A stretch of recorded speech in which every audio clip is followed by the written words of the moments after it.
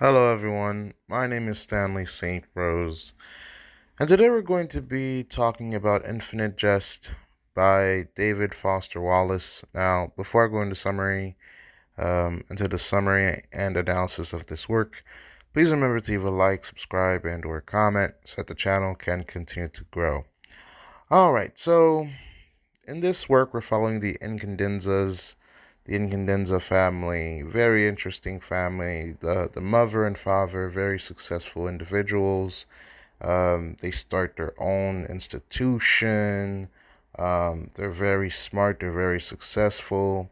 But also they have their own demons and things that they're following with. So one thing that you get from this work, you're following the individual family members and what they have to go through and their background and their stories. They have a passion for films and creating films, so that's definitely part of the family legacy. Hallen Condenza is one of the main characters that you follow. His addiction with drugs, his siblings, how they deal with drugs, and even the women that they fall in love with, the affairs that happen within this work. You see, they're dealing with drugs and other tough situations in their lives. The setting is strange. It's like America, Canada, and Mexico are one entity, and there's like a toxic zone where they're dumping toxic waste, and so the country's dealing with that. There's rebel groups trying to get freedom and protest against what's going on in the land that's being ruined by the toxicity. So this work does it definitely feels like a different world than our own. It's not like just a normal setting in a normal city in some part of history. It's like it's like a different universe because, well, certainly America, Canada, and Mexico are not one country. I mean, it's nice to dream if it was one massive country, but again, I think that never works. It's just whenever you have a country that's that big, it's just too big. The people can't unify into one thing. That's just too massive. But who knows? Who knows?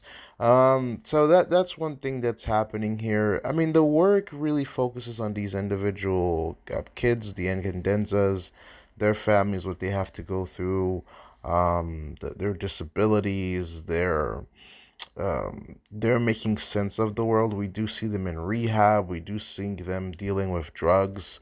So Infinite Jest to me, I mean, the work is definitely it's interesting in the sense that you're seeing how this family builds itself up, but you're also seeing how it tears itself down and the demons that they have to go through.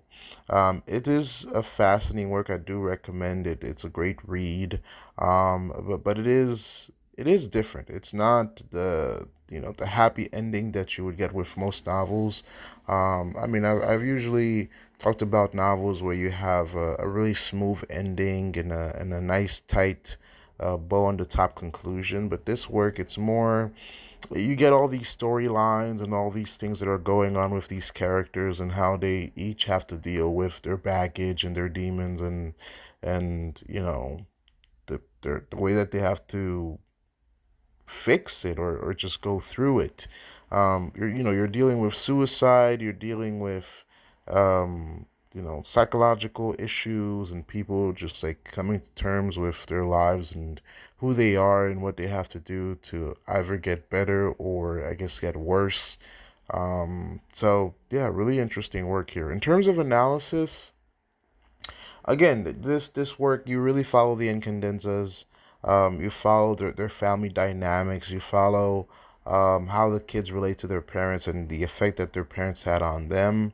I mean, usually you would expect if the parents are successful, then the kids would be successful. But even though the parents that created this big institution, they've had some success, the kids don't really seem to be in that trajectory. I mean, they do what they can and they have their own forms of achievements, but it's not like this work that's focusing on upward mobility. Infinite Jest to me, it's like they do partake in some hedonistic, pleasure-seeking type of activities. I mean, yes, there's success, but a lot of times the kids of people who have some success, they often indulge in things that are risque, I guess. Because I don't know why, but a lot of times, kids who have it a little bit well off, just a little bit well off, they will do drugs. They will go out and have fun and enjoy themselves. But kids who grow up and your family's struggling and you're eating government cheese, you tend to go out into the world and try to make it. That's why sometimes when kids have it too easy growing up, they become brats later in their lives. And I'm not saying that these kids here are like totally, just horrible, but you can definitely see their experiences with drugs and the problems that they're dealing with. It's all in the family. I mean, the family dynamic is definitely something that needs to be studied, something that needs to be looked at, and the parents definitely play a role in that, and their legacy and the things that they did. That definitely plays a role in that. So an interesting work here. If you're into family dynamics, if you're into that type of like dystopia, well, not dystopia, but like a different universe type of America, Canada, Mexico mixed into one, a little bit of rebels getting into it. It's an interesting book, definitely. All right, that's all I had to say about this work. Please remember to leave a like, subscribe, and or comment, and I'll see you guys in the next video.